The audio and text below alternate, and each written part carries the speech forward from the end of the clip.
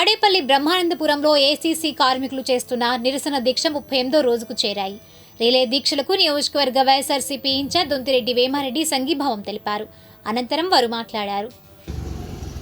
వచ్చిన ఈ 24 ఏళ్ళ తర్వాత ఇవాటికి కొంత స్థిమితం వచ్చింది ఇక్కడ మన ప్రాంతంలో. ఎందుకంటే పిల్లలు కూడా ఏదో పనులు చేసుకోవడం, జీవనోపాధి సంపాదించుకోవడం.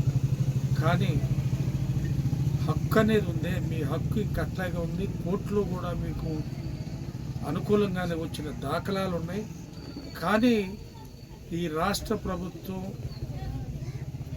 ఇది ఏమైనా కానీ దీన్ని శాశ్వత పరిష్కారం, అందుకని నా అభిప్రాయం, ఇంతవరకు నేను స్టడీ చేసిన ఈ ప్రాంతం మీద నా అభిప్రాయం ఏంటంటే ముక్కుసూటిగా మీకు చెప్తున్నా, మీరు సెటిల్మెంట్ ఏ దానికైనా మీరు ఒక్కళ్ళే ఎప్పుడు వెళ్ళొద్దు, ఒక పార్టీని తీసుకెళ్ళొద్దు కూడా చెప్తున్నా. నేను మిగతా పార్టీల వాళ్ళని కూడా కలుపుకెళ్ళండి.